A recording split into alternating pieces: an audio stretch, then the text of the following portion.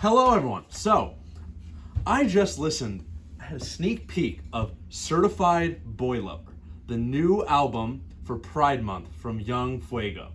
And now we're going to have an interview with him. So, here he is.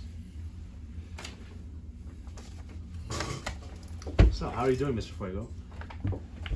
Really horny. Good to hear, as always. As always. All right. So, first question. What inspired Certified Boy Lover? To be honest, like, it just, the woman, they weren't working out for me. So I was like, you know, what's the definition of insanity? Doing the same thing over and over and over and expecting a different result. So I was like, fuck it, let me switch it up on them. You know, I switch up the flow, I'll switch up the sex, you know how it is. And like, also, it's like I need to show some love to the LGBTQ plus community. I know I got a lot of fans out there in that community, and it's all love, so I figured I'd drop a little something for them. Also, I mean, because if you think about it, right, mainstream music, it's always like a girl fucking a boy. And I was like, you know what? If anybody knows how to rap about fucking and make the gayest album of all time, it's me, Young Fuego. Great. That's great to hear. So, on that topic, this album is pretty gay. There's even a line, "You're homosexual, me too." Is this album, Young Fuego, coming out of the closet? Next question. We'll come back to that one. All right. What does the word bitch mean to you?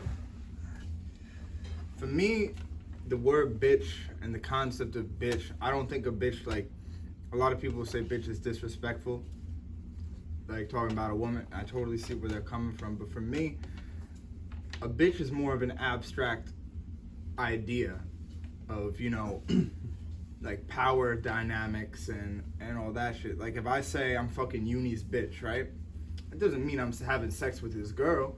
That just means, like, I'm on another level. Like, if I'm fucking Uni's bitch, it's like I'm going so hard and there's nothing he can do about it, you know? So if you hear me saying a song like, oh, I'm fucking your bitch, like, it doesn't mean that your girlfriend is cheating on you with me, but she probably is, or boyfriend, whatever, like, partner, whatever. It's really more of like, I'm Young Fuego, I do what I want. It doesn't have anything to do with gender or anything. It's also, you know, it's like my tagline, you know, bitch. Like, that, I probably have more bitches in my songs than any rapper ever. Yeah, you also got your the most, bitch in also, the mansion. also the most, exactly. Also, like, the most penis references too, so it evens out. Like, so it's like, I want everyone to know I'm not talking about women necessarily. I'm talking about abstract power dynamics. All right, that's a really unique and interesting take. I think that adds a lot of context to some of your lines before. I think I have to go back and listen to Little Pimp 2 after this.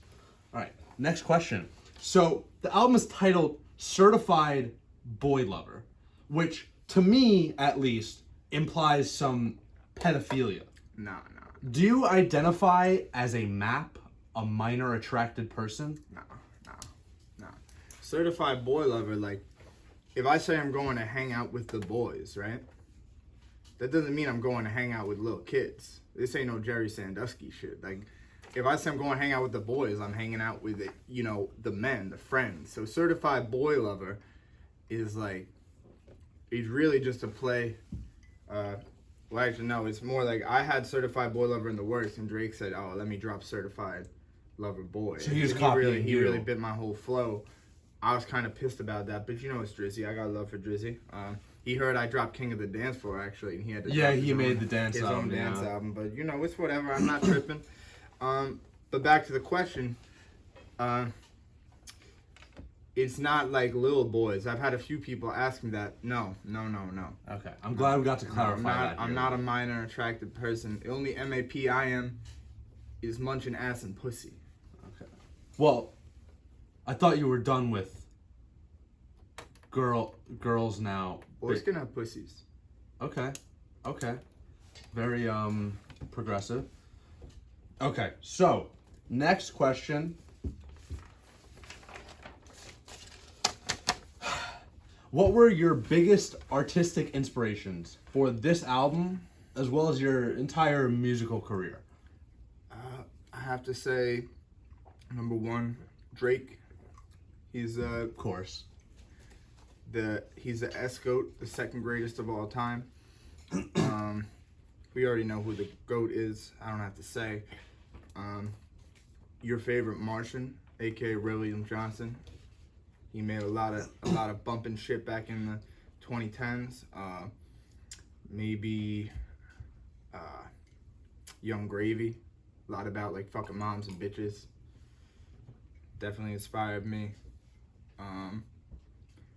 And then also probably like Big Time Rush. All right. So actually, adding on to that, what is your favorite Martian song? Orphan Tears.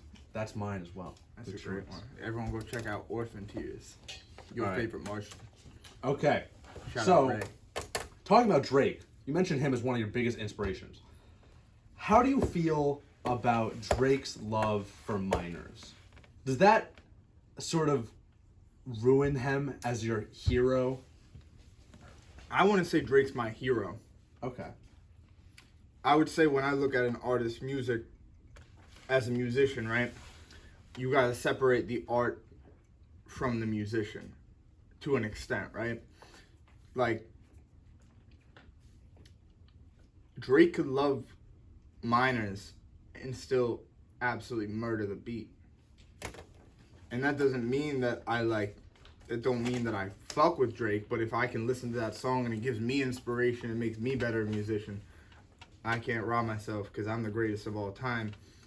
So it's like if you're watching a Quentin Tarantino movie and he likes to, prey on his actresses and like try to like touch their feet and shit, that doesn't mean that The Hateful Eight or anything was a bad movie. Okay, so separate the art from the artist. Yeah. I mean, and it's like these days, like artists don't really get much from streaming. So it's like if I listen to a Drake song and he is a pedophile, he's getting what, like 1/100 of a cent?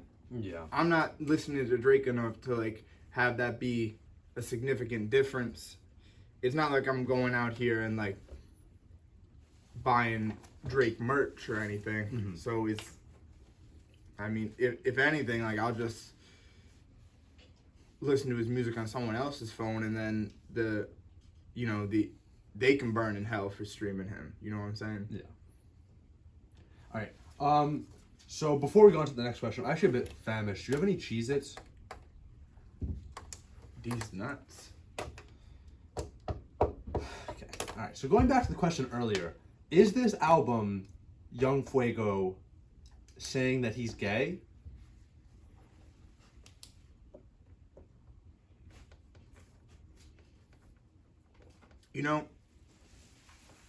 I've always viewed sexuality not as a rigid thing, I view sexuality more as a it could change, For example, like some people are very picky eaters, right? But they could change. They could try some new food, they could explore their horizons and like new foods, Mm-hmm. In the same way that like right now I'm attracted to women. But who's to say that one day I won't be attracted to men? Like I could look at a guy and be like, oh, that dude's handsome as fuck. And I feel like you can't really knock someone for trying, so I could go suck his dick, have gay butt sex with him. Yeah, explore his pussy. That doesn't make me gay. Okay. All right. Good answer. All right, moving on. What's your opinion, to get a bit political here, what's your opinion on Blue Lives Matter? So, the thing I think, right? Everybody wants to get blue, right? Everybody wants a little sloppy toppy. Doesn't mean everyone's gonna get it. So I'm not gonna discriminate against the people who haven't gotten blue yet. You know what I'm saying? Like, I've got blue.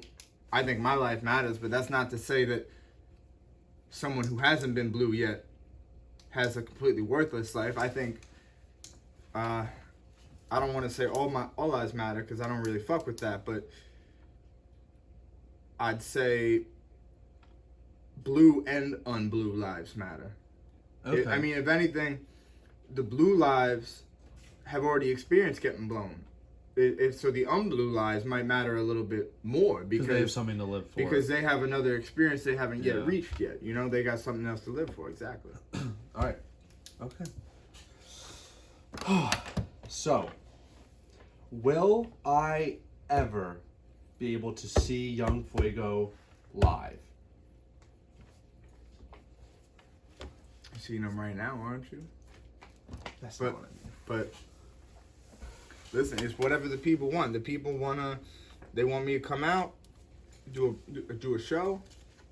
I'm in. It's just I've never done. Well, actually, I've done.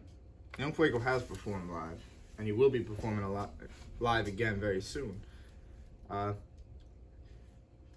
perform bigger, and I'll be performing bigger again in a few weeks' time for the upcoming movie, The Cutter, number 2.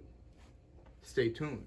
The Cutter, Young Fuego recently just filmed his part for The Cutter, and there will be a live performance in that movie. But if you're talking about somewhere else, you know, it's about what the people want. The people want it. Young Fuego will come. Well, I hope that one day it happens. So next question, 503 Elm Street. Does that ring a bell to you?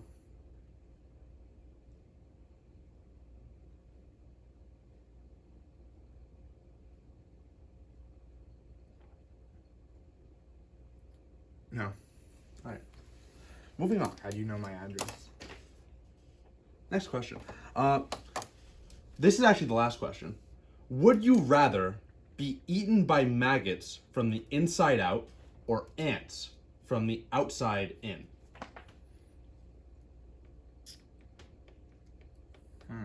That's a good question. That might be the toughest question of the night.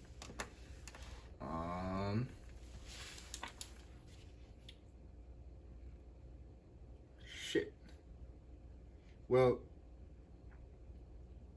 am I alive for both throughout the entirety? Yeah. Well, until let's say until they do enough damage to kill you. Well, I'd say probably the maggots would kill me quicker. Yeah, because they'd probably eat at your heart. And I don't have to see them. You know what I'm saying? But you'd probably feel them writhing inside of you. Yeah, but I mean, you would feel the ants, and imagine just covered in ants and they're eating you alive. Yeah, that's probably akin to burning alive. I'd rather just not see it and feel like shit on the inside. I honestly would probably just feel like I had too much Taco Bell. Yeah, okay. That's a good answer, I think. Yeah. What about you? I think I agree. I think you make a good point. I think the ants would hurt much more. I think there's more surface area on the outside of your body, so there's a lot more places for pain to happen. Whereas on the inside, they would likely be concentrated in a single point, and you'd also die faster. Yeah, that would suck. So, now let me ask you some questions. Well, I don't think... Let me ask you some questions. All right, I'm open to it. Okay. So you've been privy to the 8 tracks on Certified Boy Lover. Yes. First, let me hear what do you think of the album as a whole, and in the context of Young Fuego as well, independently and in the context of Young Fuego. So, not to overhype the album, but it is definitely something to be excited for. I can say that with confidence. I think that this is easily Young Fuego's best project yet. It is the best, most consistent, and most diverse. The variety of sounds you're hearing here is astounding. And I think there's a lot to be excited for. Even if you're not the biggest rap fan, there will still be something here for you. Even if you're not gay. Yeah, exactly. It might help you explore a new side of yourself. And that's really what my music aims to do. Help people explore a new side of themselves. whether it's the left side, the right side, top side, back side. You gotta explore all those sides, inside, outside. Yeah, I was gonna say that one. Like whatever. So now let's go track by track, right? Yep. What do you think of the lead track? Too much coochie. I think it was a great way to start it off. So, the beat is very like dark, and it really creates the tone for the album. Like a really horny atmosphere. Yeah, exactly. And it's like you're starting off the album saying, "I'm done with coochie. It's too much," and that you really set up the theme for the rest of the album. Yeah, that's what my ultimate aim was. It's like, you know, my philosophy in life is everything in moderation. You know, if I'm getting too much coochie and I can't stop, you know, it's time to make a change in my life. If I'm addicted to the coochie and I'm just getting it every second of every day, it's like, shit, I need that pussy. The second track, She Wanna Suck Me. You guys have all heard it. Yes. Featuring Tha Q. That's a classic song. It's Classic already a Young Fuego classic. song. Man, I appreciate that. I appreciate that. Yeah. You got any other thoughts about it? Like, you got a favorite line? I think the chorus is the best part. The backing vocals at the end of each line, it really adds a lot, and it just feels like a great dance track. Not quite dance, but like you would hear it in a club. Yeah. You hear it. I mean, and I want to say, like, I feel like whenever I love all my featured artists, you know, I got love for everyone, but I think Tha Q has got to be like top tier. Me and Choppa get in the stew. Like Bigger, that was Tha Q feature. That's another classic. Exactly. When me and Choppa get in the stew, there's just a little spark, you know. So I look forward to working with Choppa more in the future. Absolutely. And then, how about Big Time Crush, the third track of the album, featuring Lil Mur and Playboy Vassie, another two of my most favorite collaborators. People love them. They put on big for Young Fuego. What do you think? I think Big Time Crush is among Young Fuego's best songs. This is easily my favorite on the album. It is a ballad that has love, it has heartbreak, it has two great features, it has some great samples. Just overall, a great track. And Lil what's his name? Lil Mur. He is also one of Young Fuego's best features, and he does not let down here. He does not. Lil Mur comes in the booth, spits everything first take. It's crazy. It's crazy. He makes me look like a rookie. I swear on God. And then fourth track, Boys Want Boys. What do you think of that one? So this was a nice take, I think, on Drake's Girls Want Girls, and I think it recontextualizes how I view Drake's song now that I've seen sort of this one instead. You know what I mean? Like, yeah. Well, actually, what happened was I was in the studio. I was up in the 6 in TO with Drizzy. I was like, yo, you gotta stop messaging minors, bro. He's like, yo, let me hear some of your shit. I showed him Boys Want Boys. Next thing you know, next month he's dropping Girls Want Girls. That's actually Drizzy took the inspiration from Fuego. Well, yeah, because he copied CBL and then released it before you. Yeah. You put the time in to actually make the album good. Absolutely, and concise. Yeah. Now, how about Girl With Boys? This is another great country track amongst the unreleased Texas Roadhead and Bass Pro Top. I think this is another great addition to the Young Fuego country aesthetic. I think this is something that I feel like I would hear at a bar in the South that only 20 people frequent, and they all go there every day. I think that that's the vibe that this song gives me. Yeah, no, that's what my target audience was actually. A lot of times I'm thinking like, maybe I should just like not be Young Fuego. I should go to Nashville and make my name like Trent Powell, and just start dropping country shit because I feel like I got I could bring that voice out. I mean, maybe a new artist name to drop under one day. Maybe be like MF Doom. Yeah. On this bitch. And then how about the 6th track, Chingando en mi coche? So Spanish track.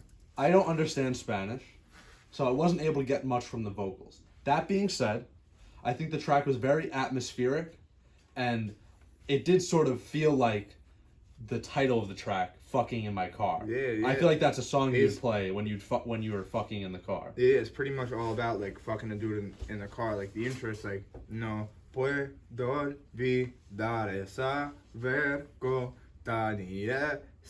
semen. In English, it's like, I can't forget that enormous cock and that semen. And then it's like, hey, baby, no olvido cuando estábamos chingando en mi coche. Toda la noche. And that basically means like, I can't forget when we were fucking in my car all night long. And then it only gets gayer from there. Mm-hmm. More fucking, you know? Yeah. And how about the seventh track, excuse me, Kiss You.